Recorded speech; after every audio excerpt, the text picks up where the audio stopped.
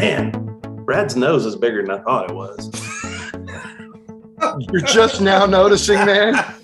It's in 3D. It's always in 2D.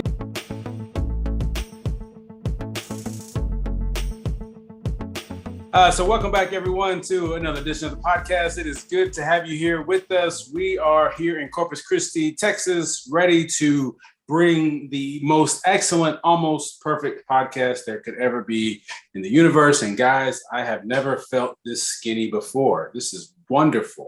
If I could just figure out how to kind of translate this into real life, I'd be okay. So I'm here at the office. I'm John. Thanks for tuning in. And Wade is here with us. Wade, how you doing this morning, brother? I am sleepy but good. Sleepy but good. I've been meaning to ask you, what was all that yelling at church last night, man? Those were people that were crying out in fits of the spirit with musical background and loud drums. It was TKC Fest, which is TKC is our monthly heavy metal service. TKC stands for Thy Kingdom Come. And our house band, Gratitude Texas, hosted a night of a similar type of bands, although they were all a little bit different, and all of them were really good. And those were people that were really committed to reaching, people that are in that heavy metal community that, I don't know that they come to church that much, but we had a pretty good crowd. It was fun, and I had a blast. So for people at home who may be of the more hymnal tradition, or even they may call themselves, contemporary as far as music goes, what comprises a heavy metal worship gathering? So, the worship gathering itself looks a lot like a lot of our gatherings.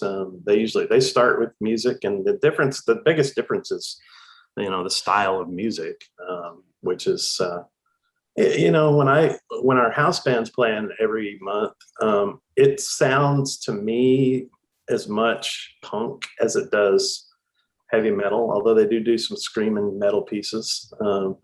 But they're all really good musicians, and the stuff that's going on musically is interesting. It's loud. We provide earplugs at the door. It was interesting to me that the first people that came and got earplugs last night, I was at the table where the earplugs were all the band members from the other bands who were watching, because they know, yeah. And so those guys are as dedicated as anybody, and they really have to work hard to get an audience, because most people that are kind of in that world aren't really church folk. Sure. And the things that you hear coming off of the stage, whether it's prayers or preaching, really speaks to, it's a little bit like testimony, and then to say, hey, here's where some places that people might be right now, and we want you to know that there's people in the community that will accept you the way you are. That right on.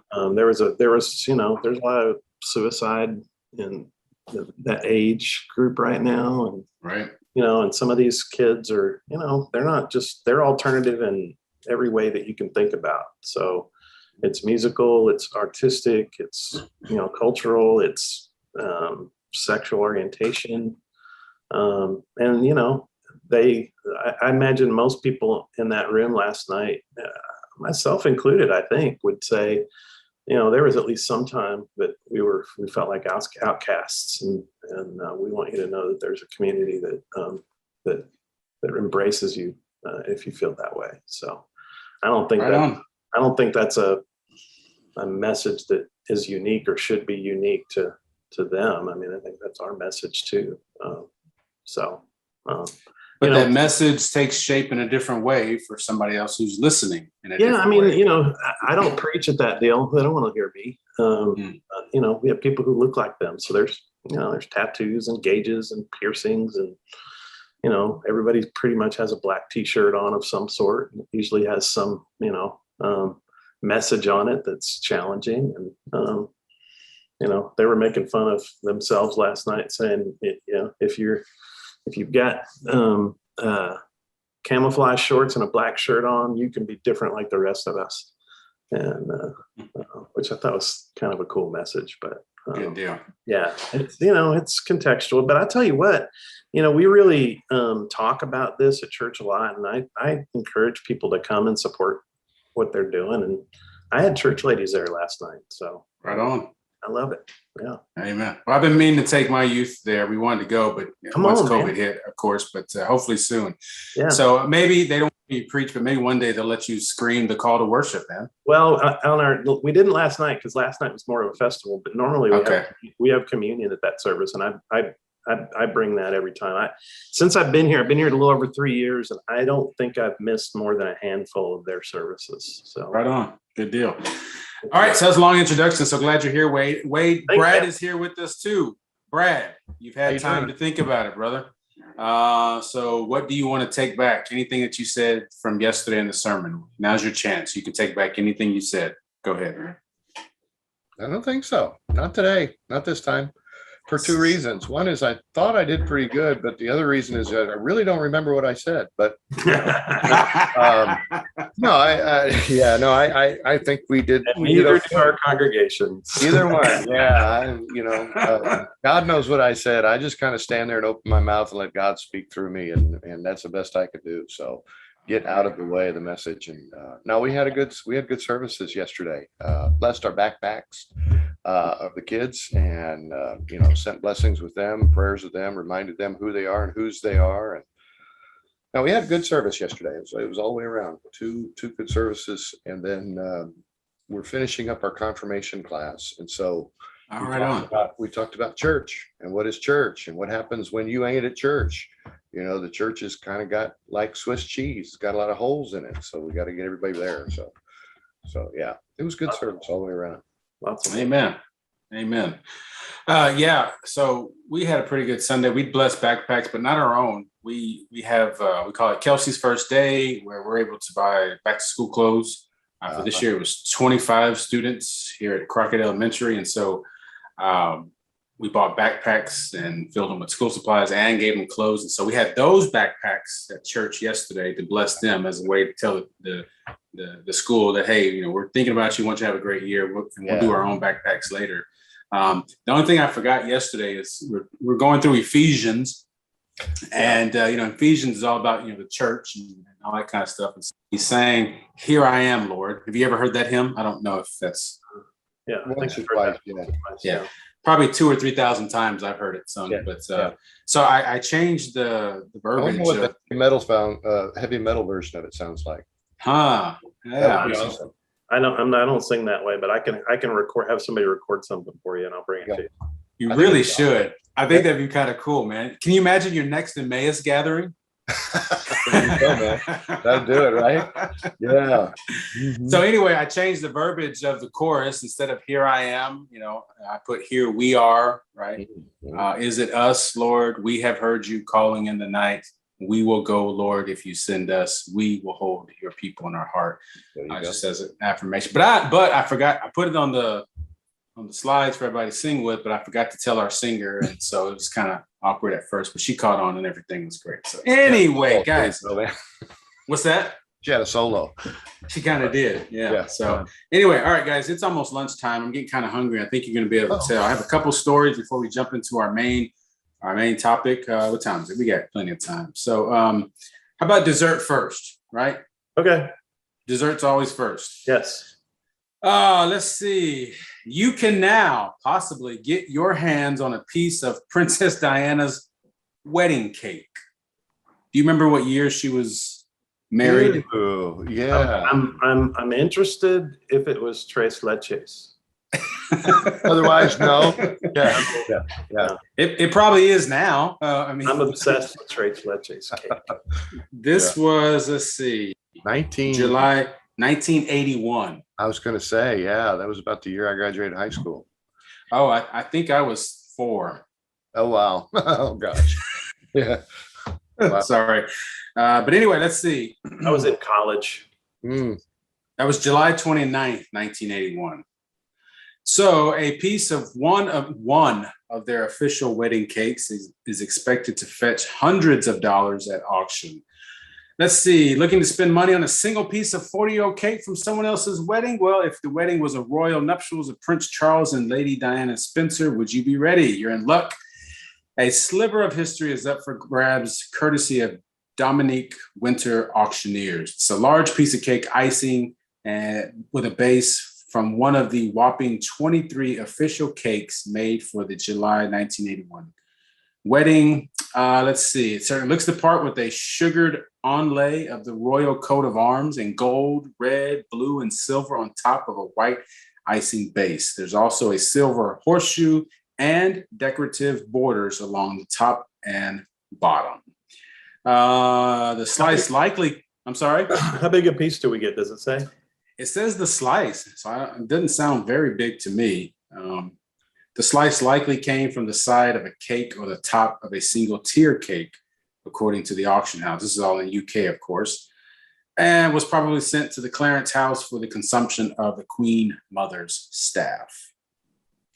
Well, I didn't eat. So one of the staff decided to squirrel this piece of cake away for 40 years and auction it off. I'm going to buy a piece of that cake and I'm going to bring it to the church potluck. Right? I'm going to put it on the table Mm-hmm. and I'm going to take it and I'm going to go, food fight! There you go. Throw it around. Oh my God. Because Let's see. I don't have anything better to do with my money. I mean, you hear about people who save souvenirs and stuff from places where they worked. People working in the White House or something like that will steal an ashtray or something like that, or a coaster that has the White House, and but a piece of cake, Piece of cake. Hey, Really? piece of cake. We got this. Okay. Yeah, right. Well, I'm just going to put this back in the back side of the refrigerator. Y'all don't mess with this. All right. I'm going to put my name on it and everything. So here it is. It ended up in the possession of Moira. Do you guys watch Moira? Yes. Which family is she from? She's an employee of the Queen Mother and was originally sold to the auction house in 2008 on behalf of Smith's family. It had been sitting in a plastic wrapped cake tin ever since. A peasant. So no refrigeration, nothing. Ugh. It appears to be in exactly the same good condition as when originally sold, but we advise against eating it. So Wade, you using it to start a food fight might be the best option. Yeah, I think so. I would think it might injure somebody though. If it's wedge shaped, you could use it as a doorstop. Just That's right. If it's big enough, right? Door, right? Yeah. You'll shoot your eye out, kid. The sugary artifact is expected to fetch as much as more than $400. So that's August 11th. That's Thursday, isn't it? No, that's Wednesday. So you better get your trip to the UK in. So all right. Anyway, Online bidding. Okay. are you guys into fast food? No, not so much anymore. Not so much anymore. You have a favorite fast food? When you have to, your favorite fast food place? Does it have to be a chain? No. I would say it's gone now, but it was Players Hamburgers on Dragon, Austin. Never knew that. Man, I don't even know. I don't know. I used to eat a lot of fast food, and when I'm on the road, I eat a lot of fast food. I mean, Whataburger, you can't go wrong with Whataburger. Am I Yeah. right? Can't go wrong with Whataburger. Yeah. I'm kind of a Whataburger, Chick-fil-A kind of guy I myself. heard you were a Whataburger guy last week. You Yeah. sat in the line for 45 minutes or waited something. Am I right? Oh, don't even get me started on that, man. I was so frustrated. But we done curbside pickup, and all I got was the curb, man. It was horrible. But anyway. Wow. McDonald's. We McDonald's people at all? I worked in McDonald's when I was in college. Enough Okay. said. That's right. The only thing I did my McDonald's time. does do well is French fries. French fries. They do some good French fries when they're nice, hot, and crispy. Yeah, you gotta get them hot, but they're good. Have you ever had a Big Mac then from A McDonald's? long time ago. Yeah, Can you put a number to how many you've had? I've had 2 all beef patty, special sauce, lettuce, cheese, pickles, onion. Very good. I would say probably it's north of 100. Yeah, I would guess probably maybe around that. Who knows, right? So there is a Guinness World Record for this, guys. By the way, there's a man who has been chewing on Big Macs since 1972, keeping track with receipts and everything. Wow. Do you want to take a guess? He's related to the Queen's servant. Yes, it just needs a little cake and a Big Mac, man. That's right. Saves everything, man. This is guy's a real hoarder. Wade's doing the math. I'm saying 10,000. 10,000. That's a good guess. Brad, any guesses? Yeah, 7, 8, 10,000 or so. Yeah. So this guy eats, let's see, I think he said 2 Big Macs a day. Good God. And if you see he's not alive anymore. Well, no, he is. If you see the picture, he's actually kind of lean, which surprised me. And he says he keeps healthy by skipping the French fries and walking 6 miles a day. So McDonald's get another big back and forth. Yeah. He can't afford a car. Let's see. Yeah. Mercy. Let's see. All right, I'm just gonna give you the total. You can make up all the other things you want. 32,340 Big Macs, y'all. God, that's got to be hard on his liver. Yeah. That is insane. I can't even imagine wanting to eat anything that many times. Say processing all that fat. Good gosh. If I was married to him, I would not probably want to share the master bath. Let's just say that. Yeah. Well, you say that his wife says that he did not tell me about his Big Mac obsession when we first met. I'm not sure it was quite an obsession then. He ate Big Macs every day. Sometimes I would even bring him a Big Mac. I just didn't realize it would go on forever. Poor Mary, his wife, has to deal with. This isn't in Wisconsin, by the way. Oh, wow. So whatever that means. I don't know. The dairy air. That's what that is. Well, there's nothing else to do, I guess. Yeah. So anyway, poor guy. Hope he lives a long and prosperous life. But there you go. There's your life goal for the day. 32,000. I think we can shut down the podcast at this point because I'm good. Where is there left to go, right? We're not almost perfect. We're perfect now. Yes. All right. So I sent the guys an article that talks about the city of Baltimore, shifting gears here. Mm-hmm. And Baltimore's going to read the title for everybody at home. Baltimore bets on a new type of first responder, the librarian. That sounds pretty impressive, right? And if you're listening, of course, in our show notes, we always put the articles there so you can read it as well. But the heart of the article is about trauma and understanding how trauma affects people and how it can play into so much of what people deal with and how they deal with it, but also not just on a personal level, but also on a communal level, right? There is community trauma that has impact today. And instead of brushing that aside or pretending like it's not there or just deciding that it's an excuse, more people are learning how much of an impact trauma has. And so in Baltimore, what they've set out to do, guys, and you can add in to any of this from your own reading of it, is to get some of their city employees trained to understand trauma, to understand how to help someone who is walking through grief and how to deal with those emotions, how to de-escalate conflict, because conflict is quite often related to trauma. And so using city employees, and in particular to this article, librarians, because a lot of the community that is dealing with trauma that has nowhere else to go, think of maybe a homeless population or people who have nowhere else to go. A lot of times they'll go to the library. And so in a very real sense, these librarians are first responders. So I just want to hear your guys' initial response about a citywide effort like this. I don't know that it's been done before. And then I want to talk about where the church fits into this idea of trauma and healing and everything else, because there's a line in the article that just really struck me that I think is important for us to consider as ministry. But what was your first response about this kind of effort, guys? I think it's overdue. To get city employees, I'm not sure about but I think it's overdue for communities to start pulling together and start talking and listening to one another and seeing what's going on with each other, especially when you get issues like this. You know, we've had 2 shootings here in Corpus Christi that involved police officers just in the last, 15 days. Yeah. And that shook a lot of people, at least in my congregation. We're very concerned about that. I grew up north of Baltimore. I didn't grow up there, but I went to high school and graduated high school north of Baltimore. So I know a little bit about that area. And I was telling Wade this morning before we started here that, you know, we used to not date. We were 30 miles north of Baltimore and in the country in northern Maryland, and we were 10 miles from the state line or so, and we would go to Pennsylvania to date because it was safer than Baltimore. Baltimore's had a horrendous problem with just crime in itself, and it's a beautiful city, but it's been riddled with crime for years.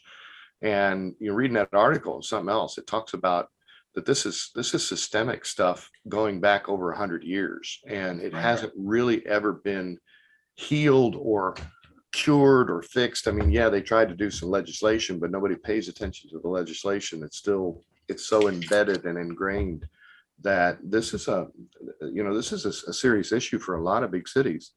And I wonder about that for, you know, Corpus Christi and other places that I've lived in.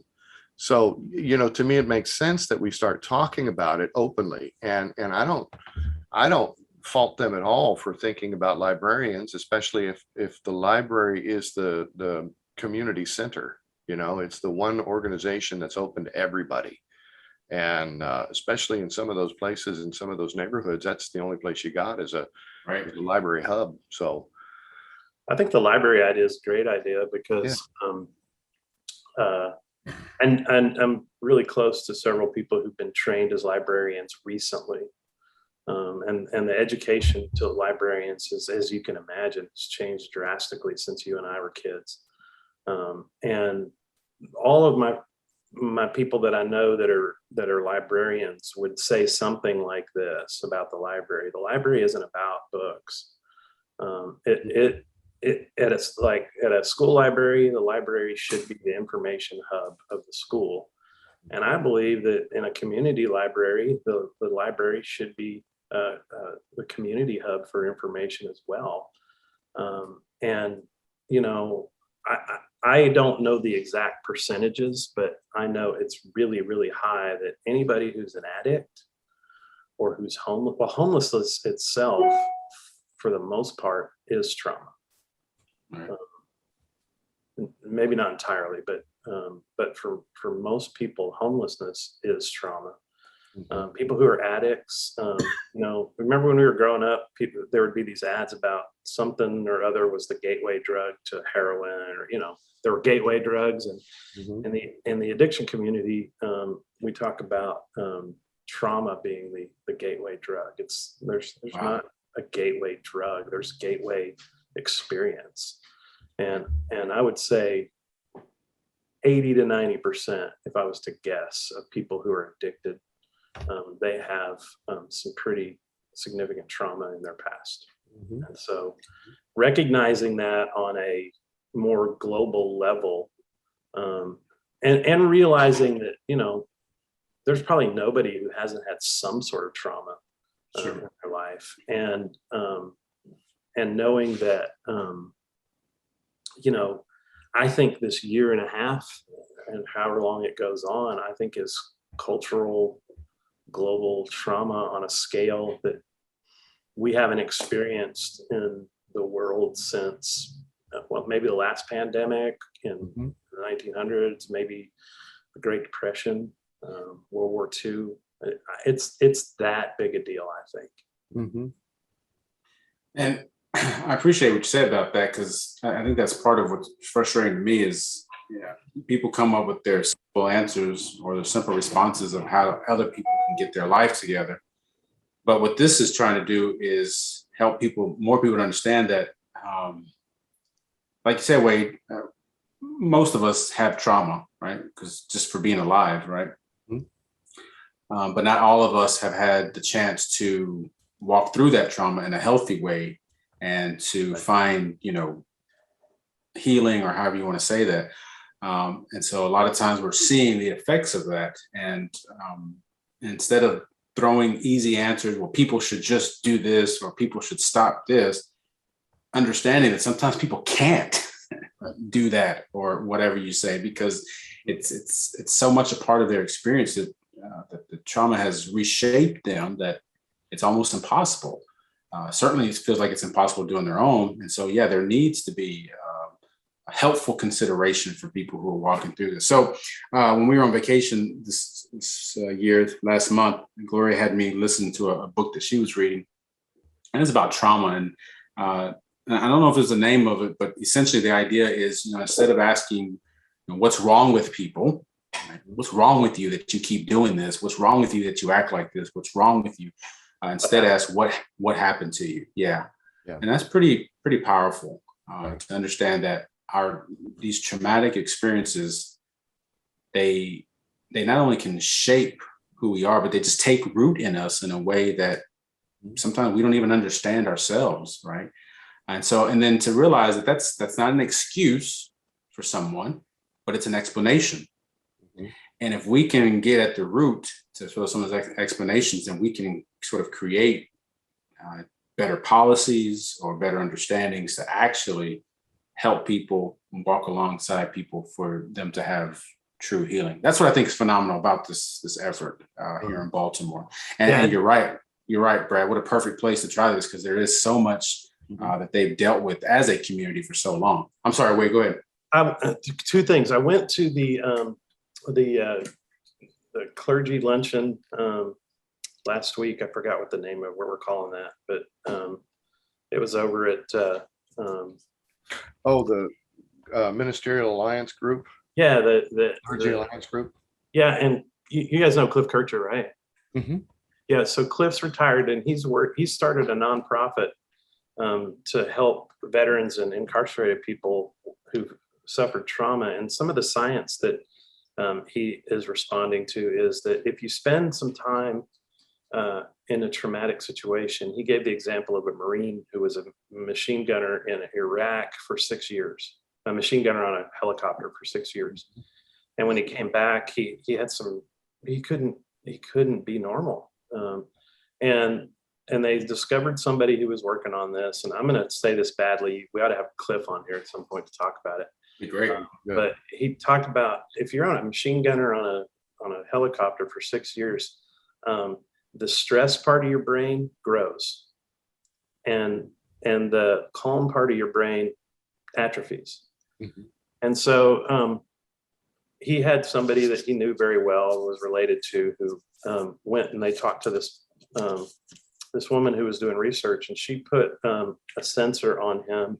And before she did, she asked him, "How calm do you feel right now?" And he's like, "I feel really calm right now." And so they put that on and they measured, and he was, the stress part of his brain was just super active, and the calm part of his brain wasn't happening. And she's figured out a way to train people to walk from the stress part of the brain over to the calm part of the brain and watch it on this instrument, and send people home with the instrument and have them be able to deal with that stuff. And what we call that, and this is where your church thing is going to come in. She said, you can call that meditation. You can call that prayer. You can call that quiet time. You can call it what you want to, but we're gonna leverage that to help you grow your calm brain and shrink the muscle that you needed when you were in combat. And her supposition is that, repeated trauma over a long period of time, and not the same thing, but traumatic instances over a long period of time can physically change your brain. And so I think and the nice thing about the tool that she's put together is there was a similar medical tool years ago that was, thousands and thousands of dollars. This thing's under $300, and we can put it with people and train them to train people to kind of do this. And I seeing this article, and having heard that presentation, and there were only 4 of us there last week. I kind of hope they do it again. Was amazing. And what a better place to go check out and learn something like that in the library, right? Yeah. And you might want to put a clinician in the library. I think if the city's serious about training people to recognize and at least be, sensitive to people with trauma, the next logical step is, if you want the library to be the place, there's usually an office in the library where you could, have somebody who could, put these resources out in some sort of way. So I thought the whole thing was a great idea. I hope it works. Sometimes when cities get involved in stuff like this, I wonder.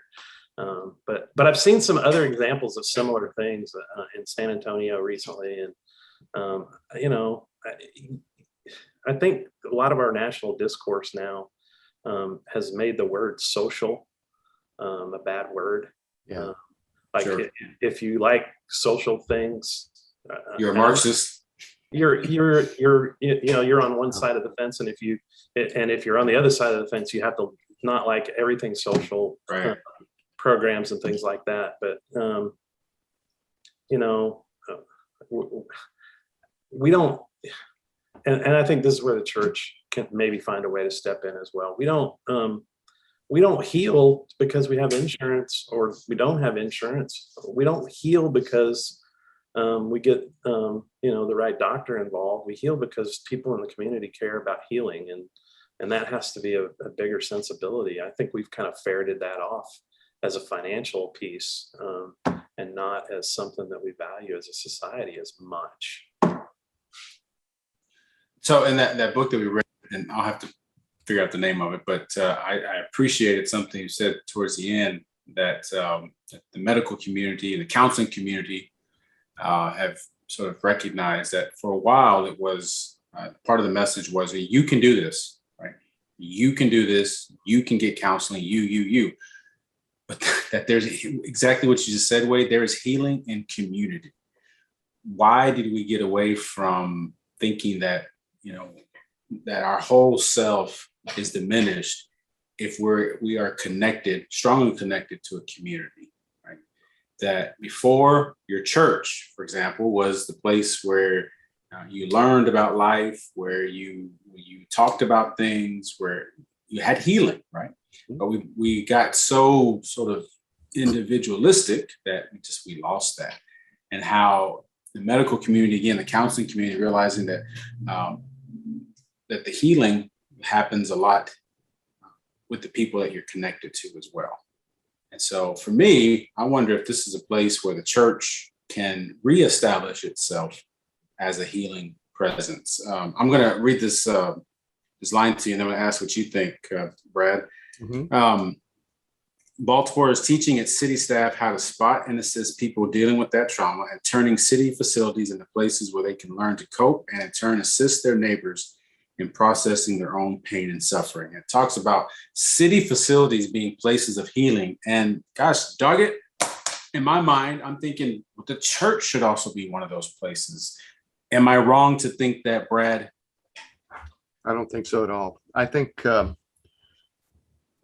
I was listening to y'all both just now, one of the things that crossed my mind was the fact that we have moved from we to I in our culture, that this is an individual thing, and it's only about me. It's my stuff, and I don't need to share that with anybody else. I don't want to share it with anybody else, because maybe I'm ashamed of it, maybe I'm embarrassed by it, maybe I feel guilty about it, but I have to deal with my stuff. And so y'all just leave me alone. I'm going to go deal with my stuff. It's that, bravado type thing. And the church never taught that. That was never the thing, and I was looking back in my brain trying to figure out where did that happen? And I can't even begin to say where that happened, but we ceased being, and maybe it was back in the late 50s, early 60s with the me generation, that whole concept. It's all about me. I'm okay. You're okay. But I really don't care about you. I'm okay. And I'm going to stay okay as long as I can. And when I'm not okay, I'm not going to let you know about it. It's that the stigma of needing help has always Yeah. been there, and it's been underlying, and it's not a healthy thing by any means. But one of the things that we find in the church, you're talking about Ecclesiastes or Ecclesia, the Ephesians concepts of church and what church is. Church takes care of itself, but it takes care of itself within the greater context of community. It begins to be a healing place where everyone feels healed, because it's not just everyone, but all of us. And there's a difference when you're thinking about individuals versus the collective. And the collective needs to know that we're here. Individuals need to know that the church is not about singling people out, but about bringing people in. And the question I ask in all this is, where's Jesus in all this? What would he have said? Come to me, all who heavy labor, who are heavy laden, who labor and are heavy laden, and I will give you rest. That's the thing that's missing in all of this. So where is the church in this? I think the church, we've forgotten how to pray for one another without judgment. And that's a scary thought. That people don't want. Ken Harrison was one of my dearest friends. Matter of fact, he's the one who got me into ministry. He's the one who gave me the energy to be a pastor. Ken Harrison passed away a couple of years ago, and he talked about functionally atheistic Christians. Yeah. And his concept of that was that people don't really want anybody to know what's going on with them, so they don't want you to pray for them. And it's that fear of judgment which is greater than the hope of healing and wholeness that comes when we pray for one another, when the church comes together to support one another. That fear of being judged as being, oh my, you have that, that's going on in you. Or you're suffering from that addiction, or what. There's this unnecessary fear of that, and I'm a Christian, but I just don't want anybody to know about what's going on with me. It's private, personal. Yeah. And in order for the church, however you want to define that, to be able to be effective at dealing with some of this stuff, is the church has got to deal with its own individual and collective trauma. My upbringing was high trauma, and either as a result of that or hand in hand with that, I was an addict. And when I finally figured out that I needed to not be that anymore, the church was integral in that in some way. And I started just telling my stuff, well, this is what happened to me, and and this is what my response was. And then I kind of met Jesus, and this is what my response is now. And I would detail that stuff, and people would come up to me and say, "You're so brave to share what happened with you, because you never know how people are gonna respond to that." And there was a part of me, I couldn't articulate it until later, but there was a part of me that going, well, that's messed up. Why can't I share what happened with me and just be normal and not be brave? I don't feel especially brave. I feel like super vulnerable. But I know that what I've learned about Jesus and about being in a community and that same community that said those things to me also surrounded me with love and care. But looking back, I was like, man, I hope we don't respond to everybody that way. Yeah. And I also know that when we have people that come into our church, I mean, and there's always somebody all the time. They're messed up, and they need a place to, kind of just chill out and not have to do anything but be loved. And some of them really have situations that make it hard to sustain our care and love for them, right? And that person isn't they talk too much, or they're inappropriate in some ways, or they got kids that are crazy out of control. And it almost sometimes feels like, yeah, we want to love everybody, but some people are so hard to love. I don't know that we have to, and I'm not saying I don't know, but I think collectively sometimes we say, I don't know if we have the stomach for that. And that's judgment, and to me, that's not, that's where I think hurt people, right? Yes. And I think Brad, kind of what you're talking about a little bit is we got people who are hurt and don't know and haven't been given permission or haven't accepted permission to name that. And so they kind of project the way they feel about what somebody else is doing, and it's not helpful. So, I think if Baltimore is training their city staff to recognize this stuff, I'm going to guess a big part of that is recognizing it in themselves and not being so cynical or judgmental about people that are sick because of it. Because, if we are who we say we are, and Jesus is who he says he is, then we believe people can be healed from this stuff, with clinical and maybe chemical things, but also supernaturally, because Jesus does that. And I think for me, I've experienced every single kind of that, and I hope that's my hope for anybody who walks into a church, is that they can experience that too without being hurt. Exactly. So I'm in the office today. I'm looking at a quote. I keep it on my desk. I don't remember where I read it, but it's on a note card. It says, the early Wesleyans were more concerned about how to send people out rather than how to seduce them in. Mm-hmm.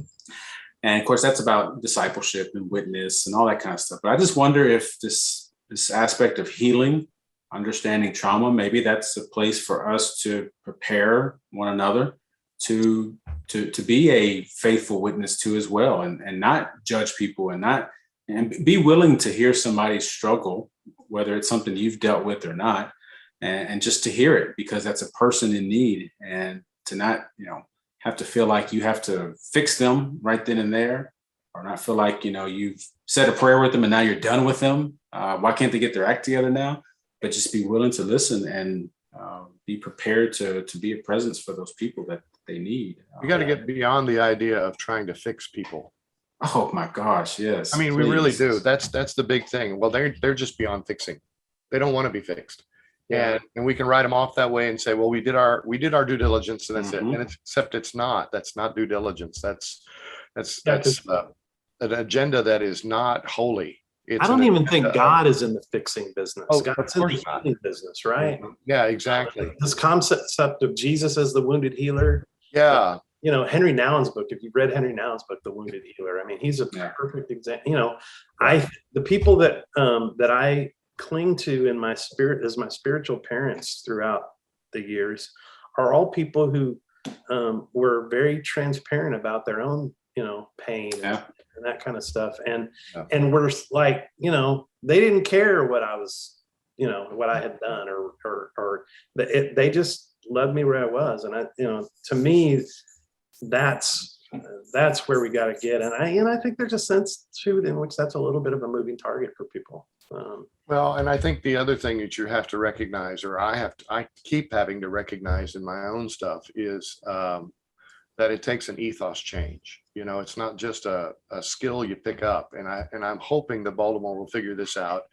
And I'm really praying that the church begins to figure this out, that it's not just about giving someone the tools to train, to know, and to deal with, but to recognize that it is a total ethos change, that it has to be a reworking of the way we view everything. Yeah. That this is not about, because otherwise we slip back into the fixing mode instead of, that's right. If the agenda is to try to clean up the streets of Baltimore by having librarians being able to do that, I think their agenda is very, very short-sighted. I think the issue is, when are we going to start seeing people, as children of God? I mean, and that's from the church's perspective, absolutely. But when do we start seeing people as children of God that are worthy of being redeemed because of what Jesus has done for all of us? That's what Mother Teresa did in Calcutta. That's what she did for years, centuries, decades, it seems like centuries. But that, she looked at every single person she met and said, this is someone for whom Christ did not disdain to die. And I think when I deal with when I'm working with agencies and even, you know, in ministries that the church creates with the aim of being a helping type of thing. One of the things that always or often becomes part of that is we also need to provide accountability for these people. And I think sometimes accountability is judgment. You know, sometimes, what's an example? You know, how much food should we give people? How often should we give them food? We already gave them some money. Haven't they gotten their crap together yet? You know, I just, and I'm not saying that accountability is a bad thing. I'm just saying I think we lead with accountability sometimes when we should follow with it. Yeah, that's a good observation.